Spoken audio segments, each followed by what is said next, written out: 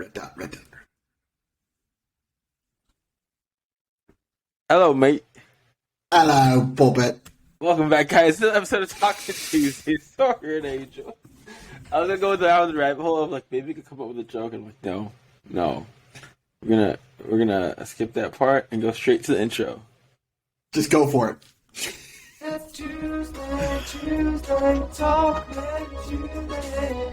Everybody's looking forward to the podcast, yeah. Tuesday, Talkmen Tuesday. Everybody's looking forward to the podcast, yeah. Woo! I just chugged. Oh, happy day after 4th of July. Oh, happy 5th of July. Happy 4th. No, day after 4th of July. no, nobody says that. Don't make that a thing. It's not a thing. Happy day after 4th of July. How was your 4th? It was good. Since it landed on a Monday, the store wasn't as busy as it usually is. Like, if it's a day during the week, it's usually like our busiest day. But I think since it landed like on a Monday, our weekend was pretty busy, but not July 4th was like insanely busy. It was just casually busy. Something good. Yeah. We had a cookout. Grandma came in. And then my dad, my sister and I were just like, we just want to rest. So we just did our own thing. Smart. Smart. We're just like somewhat socialized a little bit, but then just like do your own thing. That was basically it. I tried new mango habanero brats. Mango habanero brats. And they were so good. Oh. That sounds very good. I feel like the mango would dull down the heat a little bit, but the fact that it's habanero in there would still be good. I love Buffalo Wild Wings mango habanero wings. So just good in brat form now. Yeah. Oh my goodness, that's why I had to try it because I love the mango habanero wings. I got like 2 packets of them and ate them for myself. My sister tried it. She liked it. Yeah. How was your 4th of July? My 4th of July was pretty good. Didn't do too much. So I was in Boston over the weekend and everything, and then I got back Monday. I guess not Monday. I got back. No, yeah. I got back Sunday. Sorry, all the days blend together. But got back Sunday. And then Monday was pretty chill. Just kind of getting up to speed on things. Kind of got some housework done. Really nothing too crazy. We were going to go to the fireworks that are like in this little park by us. But then they got canceled just because it was kind of on and off rain. So it got canceled. And so we ended up just kind of chilling all evening, which was really nice. It was much needed just because for Boston on our way back, our return flight got canceled at 4:30 in the morning. And so that was a fun little thing to wake up to. So find a replacement and everything. And so that stunk. But wait. What was that process like? You get the text and then you just it was, oh crap, we need to get back, just because we were flying into Indy, just because they had the cheapest flights. So we were going into Indy, and so we're like, well, there's a bunch of planes that are going into Chicago, but then we would have no way to get to Indy. And like our cat sitter, we had people that were coming to watch the cats throughout like the 4 days that we were gone. And so we're like, they're not available. My dad's not available. Our backup's not available. And so it's like, we need to get back. Like, we can't just like not make it back home. And so there were like 3 or 2 options. One of them was like pretty expensive, but it got us back the same time that we were initially going to be getting back. And the other one, there was like a layover in Detroit, and we're like, with our luck, something's going to happen with that. And so we just paid a little bit more money and got back around similar-ish times. But then by the time we got back, it was like 13 hours of travel later, and we're just like, we don't want to do anything right now. Like, it stunk. Did you get credit for your canceled flight, or since it's canceled? Yeah. What happens to that credit? Or you got credit for it? Yeah, so they gave it back. They gave us a refund on it. Okay. So you got that amount of that ticket back. Mm-hmm. And then you should use it to buy another flight. And did they say the reasoning behind it? Bad weather or no? Nope. No reasoning. I was like, no pilot. I mean, that's honestly what it probably was. It was probably some sort of like, I guess, what's it called? The Strike. Strike. That's the word I'm looking for. Because there are a lot of pilot strikes that are going on right now, and so we were all nervous that was going to happen, but it got taken care of. That's the important thing. We're like, at least as soon as we weren't happy until we got on the plane, and then we're like, okay, now we can take a deep breath. So, and we got the last 2 open seats on the plane too. Like, we were cutting it close just because we had to cut it close. So you guys flew into Indy and then drove to Chicago? Yep. Do you prefer flying out of Indy? No, absolutely not. It was just like a $500 difference from the planes. Like if we flew out of Chicago, it would have been like $500 more than if we flew out of Indy. And so we were like, oh, we'll just drive to Indy and do it. But looking back on it now, it's like I probably would have done it differently. But at the same time, you could have never guessed what was going to happen. So, right. I'm surprised that, cause usually for like the flights I look at, Chicago's usually cheaper. But then I'm like, if it's like, not too much of a difference. I prefer Indy because parking is closer and it's less packed as Chicago. Mm-hmm. And I think the only reason why it was so much more expensive was because there weren't as many flights going to Boston those days for whatever reason. And so it was just supply demand type of thing.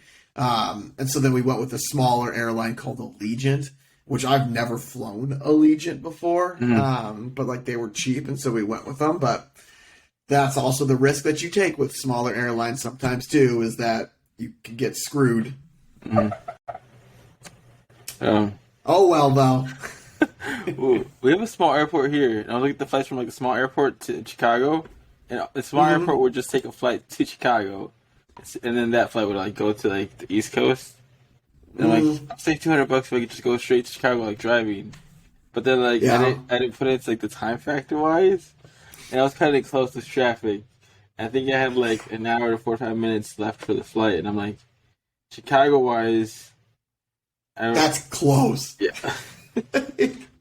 So are you the type of person that you will get to the airport ideally? How early would you like to arrive to the airport, no matter what airport it is? Probably 2 hours for sure. Mm-hmm. And then I planned it 2 hours, but then I think I ate in traffic. That took an hour and a half. That'll get you. I'm the same exact way though. It's 2 hours unless you're going to O'Hare or something. Then you kind of got to bump it up a little bit. But 2 hours is kind of my sweet spot where I feel comfortable enough. Because I would rather get to the gate and be at my gate an hour and a half before, but know that hey, I'm there, rather than be walking up as they're starting to board and knowing hey, I didn't waste any time, just because I would stress out way too much. I think I had 45 minutes left when I went to Chicago.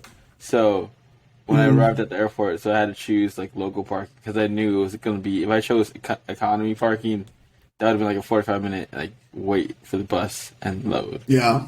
And I don't have that time. So I got there I got to the terminal and they started boarding. I'm like, 3 minutes to boarding. Time. So then I ended up not saving money for the $200 because I basically had to pay the parking. Yeah. So another CrossFit friend said, yeah, sometimes it's actually, it ends up being the same if you park at the local airport here, $200 because you're not going to pay that much for parking. Yeah. Security would be faster. So I'm like, now I know. There's a $200 difference. Just go with a smaller parking, smaller airport. So do you have another one this weekend or no?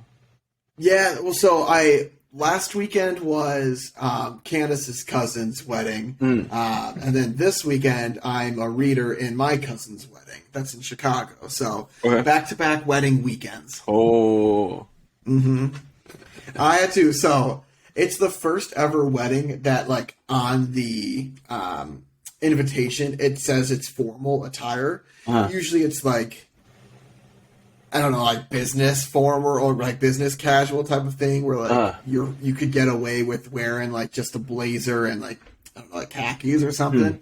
But like the fact that this said formal, I was like, okay, well, I'll just wear my suit that I've got. And then I'm going through and I'm like, Candace, where's my suit? She's like, Sawyer, what suit? You don't have a suit.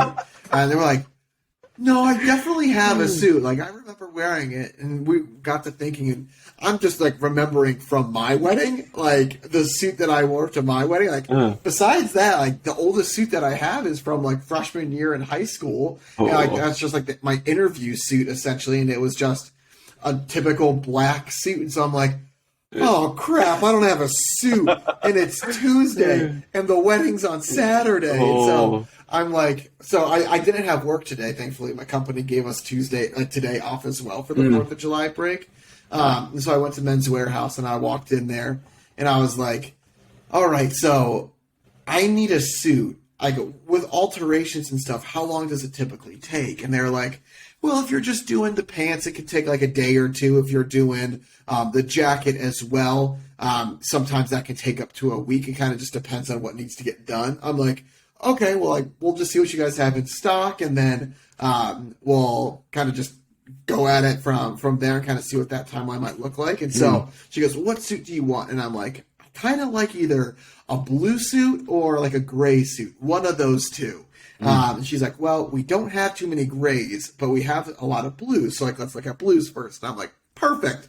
So we go, and the first jacket that I try on fits perfectly. So she's like, okay, so we'll be good with this jacket. So I'm like, thank goodness, because now I know like the thing that would take the longest fits, like no alterations are needed. And she's like, okay, now let's find your pants. And so got the pants, and she, like, they were like almost perfect. They needed to come down like a 1/4 inch off of the bottom of the pant leg. And so she's like, well, let me see if we've got the tailor in. And so she goes to the back, and she's like, yeah, he's in. He can do them right now. And so they took a 1/2 inch down on the pants, and then I got my whole suit all completed within like 20 minutes. And I'm like, well, thank goodness. I will never be cutting it close like that again. I am not that lucky.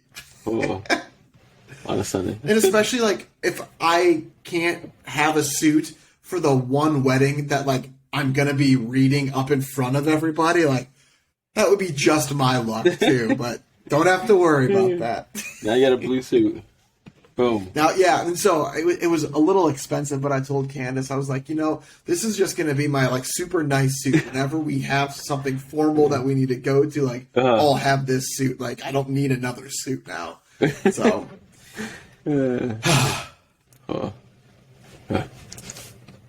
So when's that was my whirlwind of my day off. The wedding's in Chicago? The wedding's in Chicago, yeah. So we're staying, we got a hotel in Chicago too, which is nice. But we have like the night before, like, for the rehearsal stuff, and so we'll be going to Chicago for that. Then going back to the suburbs, and then heading back in the morning, just because we're like, we don't want to spend another night downtown if we don't need to. But yep, it's in Chicago. Downtown Chicago. Now I'm curious. How much are book hotel, like, to book a hotel in downtown Chicago? Like, what are the ranges? I think it depends. Well, obviously it depends on the type of hotel. With this formal wedding, they chose a very fancy hotel to be staying out of, and so I think it's like $200 or something, $250 a night. And so that's why we're like, no, we'll travel back, like from Thursday or from Friday night to Saturday, because it's on Saturday. So we'll make that extra trip back. I've never seen Nashville downtown hotels are like 100, 150 depending on the night. It was Sunday though too, so maybe that might have been helpful. that it was Yeah. like that price. Cause I thought it was like downtown Nashville was like $100 or something bucks. I'm like, isn't that pretty good? I'm like, it's a Sunday, Angel. Nobody's out on Sunday. Like, oh yeah. Yeah, that's the thing. It's like as soon as it gets like Thursday, Friday, Saturday, those prices increase, and then like a Tuesday or a Wednesday, they come down a little bit. Mm-hmm. Well, and a Sunday too, because that's usually when people are checking out. Mm-hmm. So we didn't have that much noise out in like the bar scene, but like we just wanted to explore, so we explored. Yeah, it's pretty cool. Nashville is like one of those places because especially like the downtown area in Nashville, they've got like I think there's like a Holiday Inn, but there's like a few hotel chains that are like a couple blocks away from the Strip down there, which are like the prime spots to like have your hotel. So you don't have to do too much traveling outside of like walking a couple blocks if you're mainly going there to kind of just hang out and chill. Mm-hmm. And live music helps out. Oh yeah. Oh. That's what I love about Nashville is the live music. Anywhere you go, there's going to be some sort of live music. Because they know that if you don't have live music, then you're going to be kind of screwed a little bit because people want that live music. I actually have a fun fact about the live music. So you might know this, you might not know this, but with the music scene in Nashville, how it works are typically like the bands that are playing, like that's usually like the first time that they're playing together. What they do is they have like one person who's like, oh, I'm a drummer. If there's any place that needs a drummer for tonight, I'm free. Or I'm a singer. If there's any place that needs a singer tonight, I'm free. And then they all kind of just like link up at the venue. So they're kind of like contract performers, maybe is the best way of explaining it. But a lot of the time, it's like the first time that they're actually playing with those different people, which is why they don't ever do like original songs or anything like that. It's always just like, oh, you want us to play this here? And then they have it all pulled up. And so as long as you know how to play your instrument or sing, like you could do anything. I didn't know that. Interesting. I didn't know that either. And I thought, I don't know how, I think Candace found out about it. But I'm just like, yeah, that's pretty interesting. Like, it makes sense. Like, you probably do have a lot of those like groups around, but it's like it makes more sense to have individuals that are looking for different things, and you're able to kind of flex if you're the bars themselves. Makes sense. Fun little fact of the day for you. Ooh. Okay, sorry. Angel. Would you rather be poor but help people, or become incredibly rich by hurting people? If you answer this one truthfully, even if it's only to yourself, you might learn a lot about who you are. What do you do with that knowledge is up to you. Oof. That's a pretty easy one. I'll let you answer first. I feel like if you say the other one, you're just a jerk. Like, straight up. So what's your answer, Angel? I'm trying to like figure out like when I would be okay with like being incredibly rich by hurting people. When you wake up in the morning.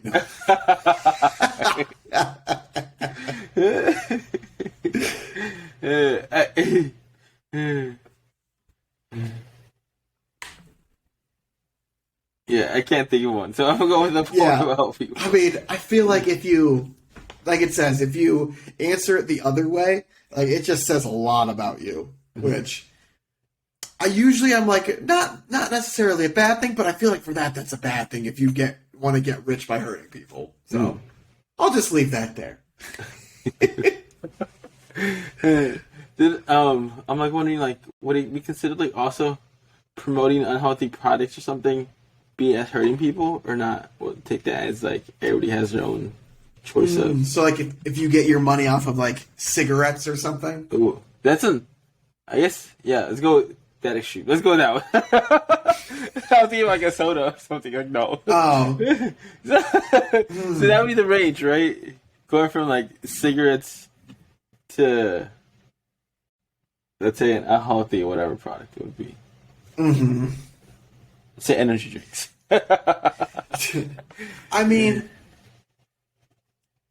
so I would say, like, unless, like,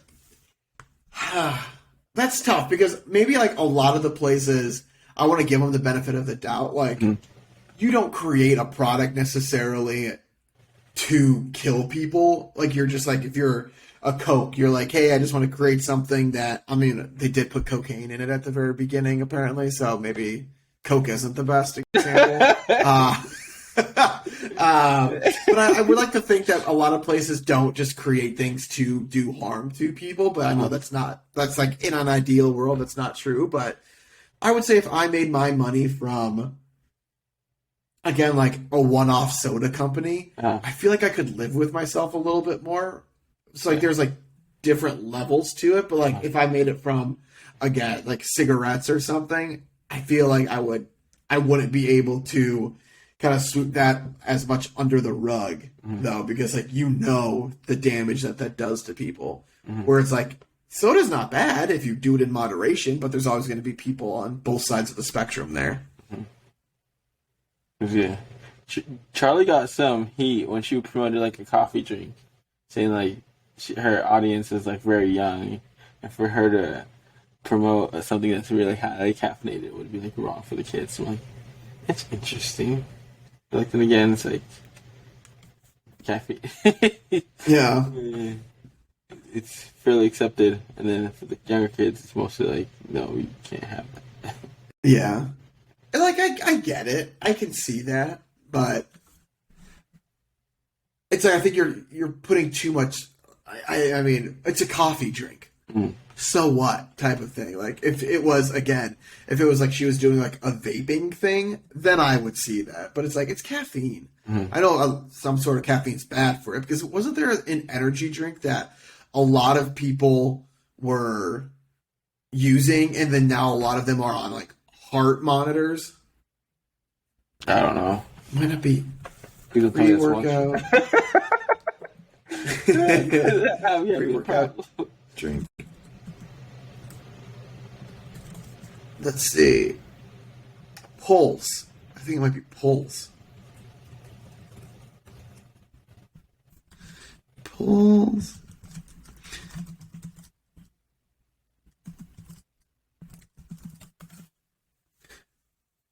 Well, there was one thing. It was like a pre-workout drink that a lot of people were drinking because it was kind of like the new cool thing. But what happened was it had such a high level of caffeine in it that like people would drink them on a daily basis, and then a lot of those people ended up getting heart issues just because it was such a high level, and then now they have to wear like a sticky stuff on their chest with a heart monitor thing in their pocket because they now have like a heart condition. So I could see that, like if you're Charlie and you're doing something like that. But again, it's one of those things. There's going to be something on both sides of it. Some people are going to quote unquote abuse anything that they do, whether it's again a drink or a food or whatnot. So you can't hold people accountable to that standard. But yeah, my cousin was asking me about pre-workout if I take it, and she was like, I'm kind of nervous because like the label says like you shouldn't use it 2-3 months in a row. Like if the label says that, then like I'm like, yeah. Pre-workout is like drinking an energy drink, like probably more like, the amount of caffeine it has. So yes, that's why people really like it. Yeah. It has a ton of caffeine. And when our friend was like, no, it doesn't. I'm like, yeah, check the caffeine content. It's probably similar or even more than like your Monster drink. Like, what? Yeah. No wonder I was like, let's go. Yeah, I mean, it's wild. That's why people get itchy after they take it, like because you have so much caffeine in you that like you need to do something. At my old job, not my current job, shout out the current place, but at my old job, people would like take pre-workout halfway through the day just to get through it, and it's like that's just so bad. What? Yeah. No way. Pre-workout to get through the day. Yeah. I can't say much. I gotta take a Monster.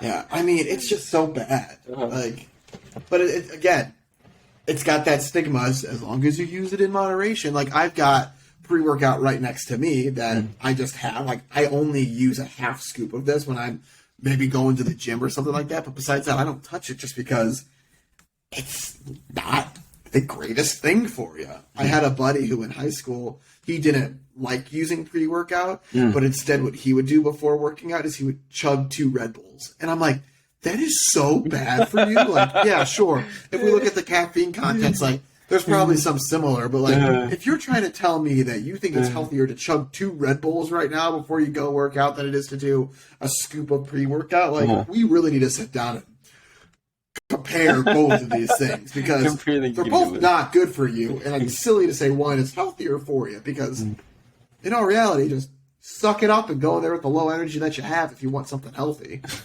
I looked at some of the caffeine content in like coffee, and I was surprised about the caffeine intake of like a medium coffee from like Dunkin'.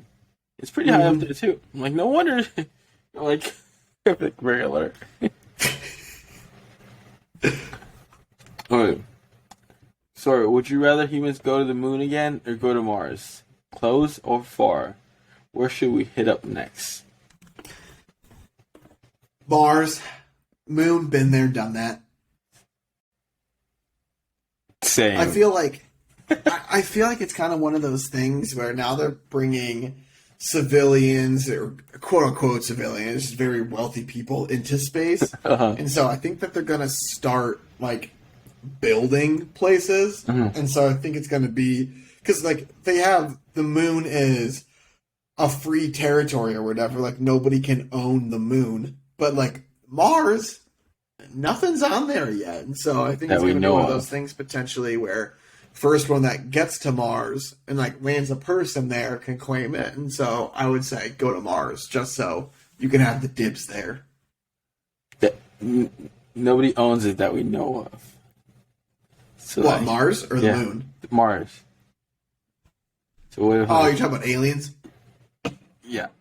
I'm like, no, definitely nobody owns it. Like, what are you talking about? Like, nobody has declared being like the owner there. I'm like, what if there's aliens over there? They Is it ever dark on Mars? So close to the sun, right? It would. Yeah. Right? And like, does it rotate the same way? Because like, obviously, the Earth has the 24 hours, day and night. But like for Mars, is it the same way? Is it different hours? Is it always sunny? So I'd be curious about that. Because what if it's like Alaska where they have just multiple days in complete darkness? I would not want that in space. Really? Alaska has that? I think it's Alaska that does that. Alaska, multiple dark nights. Yeah, this Alaska town won't see the sun for more than 2 months. A polar night. So, yeah, there's some places that have that. I did not know that. All right. Talking about Mars and the moon. I like this question. So, would you rather be transported permanently 500 years into the future or 500 years into the past? This one totally depends on whether you're optimistic about the future of humans or not. Also, lets you know if you prefer to take a chance or bet on something you know. 500 years. 25, 22. 2522. I can't do the math for the other one. 20 I feel like I'm going in the future. Or 1522. That would have been easy. Yeah, I don't know. I could definitely done it. I mean, I'm dead in 1522 because of my diabetes. So. I'm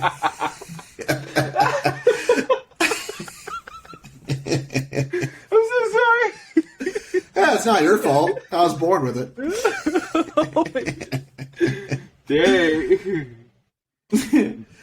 But I mean, that's why whenever people are like, oh, what decade would you want to be born in? Like, right now is great because I can live. I can't live anytime else. When did they create that? It's like make.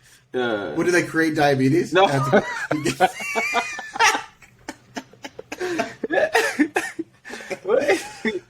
What was it like for that diabetics not to die so soon? Whoa, Like, their life. really sugarcoating it there.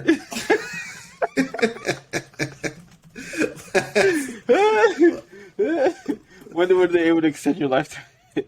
1978. Diabetic monitors. 1978. Oh, that is... Synthetic insulin was produced in 1978. So I'm good with any decade after 1978. Oh, 1500, you would have been gone. Oh, yeah. I would have been dead at age like 16. Look what's wrong with But them. I guess maybe at the 1500s, people are only living to like 22. That is true. Right? Average lifespan 1522.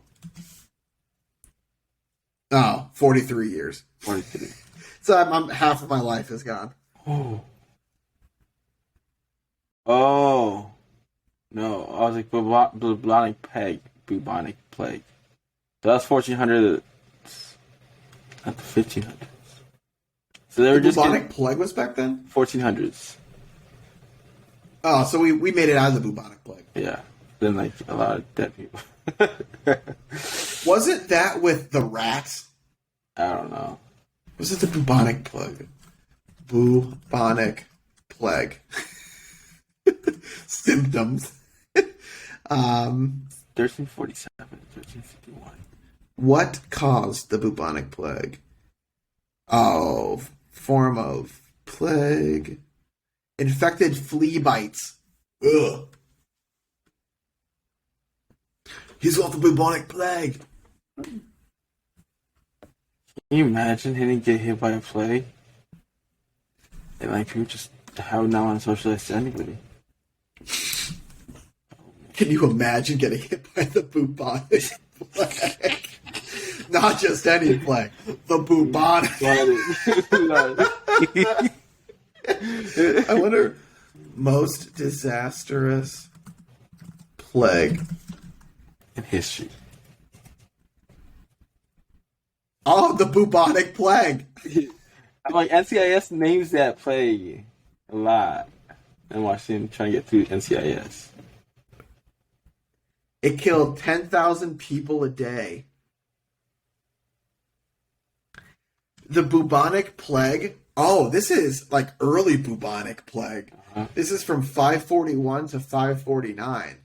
But it killed 30 to 50 million people in 8 years.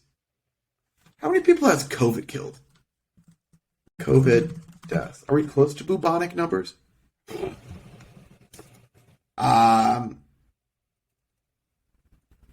Oh, I want total United States. Oh, worldwide. 6 million deaths. Dang, I mean, 6 million deaths? Sheesh. Bubonic plague is 30 to 50 in a 6-year span. 30 to 50. 6.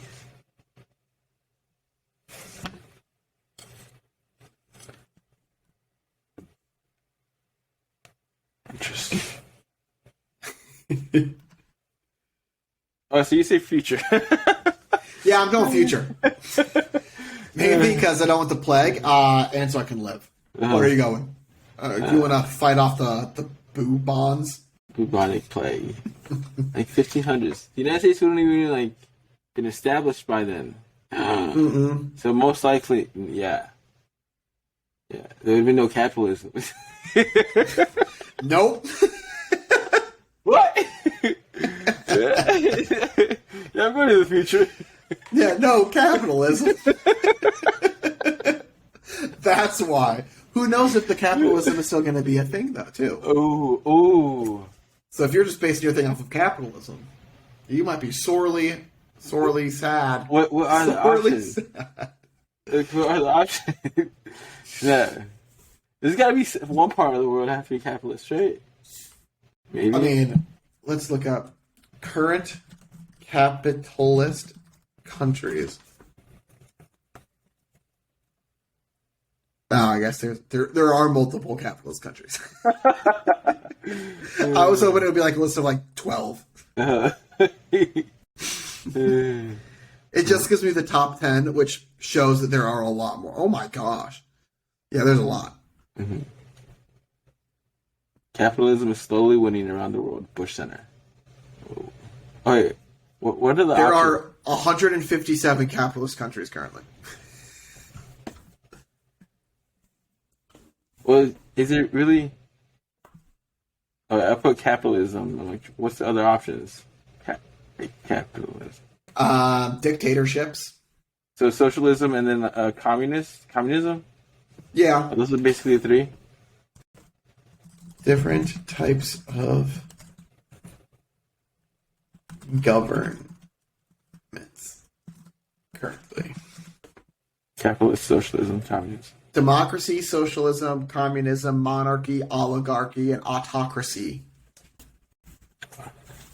Isn't like back then there were a lot of oligarchies? What is oligarchy where it stays within one family? I want to say so. Oligarchy definition. Small group of people. Oh, so it's a small group instead of just one person. Oh. And then an autocracy is one person who has absolute power. Which I would assume that would be kind of like Russia. What type of government? Oh, that's a popular question. Does Russia have? Apparently, Russia is a federal democratic state. However, many regard it as a dictatorship built around one man, President Vladimir Putin. I feel like that's just like the start of like a Star Wars thing. It's technically a democracy, however, some people say it's a dictatorship around one man. Dun, dun, dun. Putin!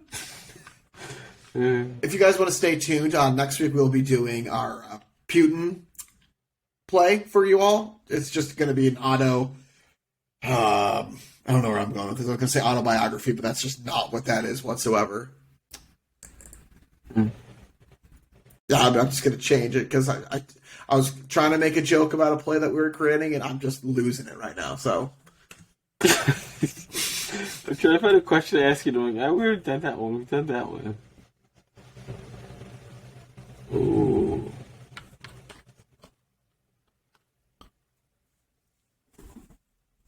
Ooh, okay. All right, this is hopefully you know government. Sorry, okay. Oh gosh, I don't like where this one's coming. I need to ask some questions. Would you rather have a criminal justice system that actually works and is fair, or an administrative branch that is free of corruption? Okay, so maybe branches of government aren't super exciting, but they are important for society. So which do you think is more good for the country? A good judicial branch or a good administrative branch? Okay, so do you know these terms? Yeah, so the legislative branch makes the laws, the executive branch carries out the laws, and the judicial branch evaluates the laws. So, administrative branch of government is the legislative. So,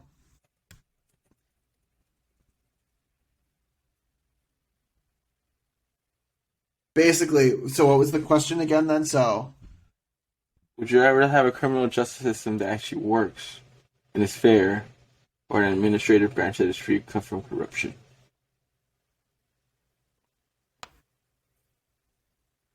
I'm confused.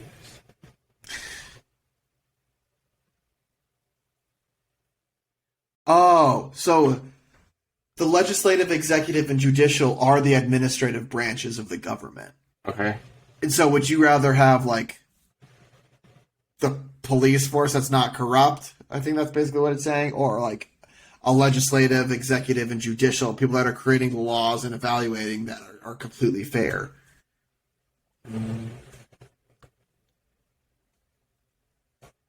So I feel like the caveat with it is you could have, like, a government that's creating all the right laws and evaluating people correctly, but you could have police officers that aren't upholding to them, or you could have police officers that are upholding to laws, but the laws aren't fair.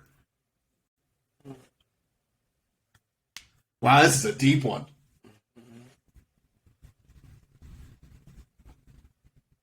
I feel like I'd go with the administrative branch being the fair ones.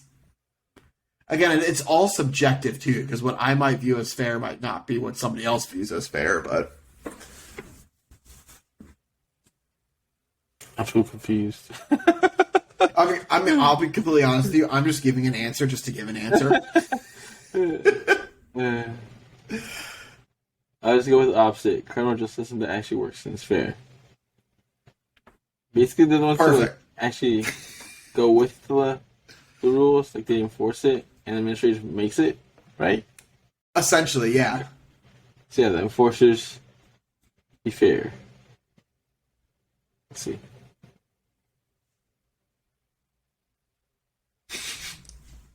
Ooh. Alright, sorry. What? This might have to be the last one. Yeah, it has to be the last All one. right, go for it. Would you rather have the power to gently nudge anyone's decision or have complete puppet master control of 5 people? This question could get real dark real quick, but let's not shy away from asking questions that might tell us more about ourselves and our friends. Don't forget to discuss the moral implications of your choice. All right. You're answering first. I'd rather have the power to gently nudge anyone's decision. Because I just feel like it your influence. I feel like that's already done in like it's a thing that happens. Like your influence towards other people or whatnot. You gently nudge it just to one way or another. And then complete puppet master control for people. I don't know why that doesn't just sit well. I'm like, the free spirit has to come out. Yeah. Let them fly. Oh. Yeah. I'm agreeing with you on that. I think it would be a very unsettling feeling to have complete control over somebody, like they're your little puppet or your little robot. And so I just want to be able to gently persuade people to kind of do what I want them to do. But, like, they could still choose otherwise, but, like, you're a very good persuader when it comes to things. So I think that'd be essentially like you're a great people person. yeah. I mean, like, what, could that be considered like a politician? Like, you persuade people to vote for you? Mm-hmm. And, like, your friend group also, like, would nudge you one way or the other. Mm-hmm. Even though they might not mean to, but, like, subconsciously might. It's like, you with all your running makes you want to run. Oh, yeah. Today was a tough day. It was a 6-miler, and it was hot. Oh, my goodness. Did you do it outside or no? No, I did it inside, but Candace did it outside. Oh! And she was like, I'll be honest, I didn't run the entire way just because I couldn't. And I'm like, I just wanted you to be safe with it because it was, like, there are heat advisory warnings, but, like, she hates the treadmill, so. Yeah. Some people, treadmill can hurt, too. Mm-hmm. I think my cousin got shin splits from it. And I'm like, dude, you need new shoes, so shoes aren't helping. Yeah. So, yeah. Well, props to her. Props to you, too. You guys should keep into it. Stop. Oh, stop. Hopefully, I'll get back to my workout with you. You got it. Yeah. It's one of those things. Lull periods happen every now and then. You just got to push through it. Mm-hmm. All right. So. Yes. So that is the question of the day. Angel and I have the same answer. Let us know what you guys are thinking on your ends. But just to, I guess, repeat it for you. Would you rather have complete control over a couple of people and like their everyday actions, or would you rather be able to slightly push people and persuade them into what you want them to do? And so you can let us know what your answer is in the comment section below. If you're watching us on YouTube or if you're watching us on one of our podcast platforms, you can let us know what your answer is by emailing it to us at talkmentuesday@gmail.com. And we'll read through some of those as well as I guess anything that you want us to talk about next week.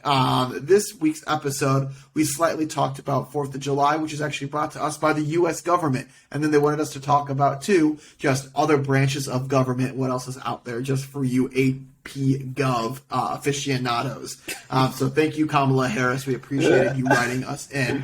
But if you guys have anything you want us to talk about, let us know. We are more than happy to touch on any topics. And as always, if you have any tips, tricks, feedback, let us know as well. We are always looking to improve for your listening pleasure. But we appreciate you guys, as always, for sitting here and listening to us talk about our expertise across a lot of different areas. But we look forward to talking with you more next week. But in the meantime, stay safe, social distance, give somebody a hug, but make sure you tell somebody you love them. But we will talk with you all next week. Peace.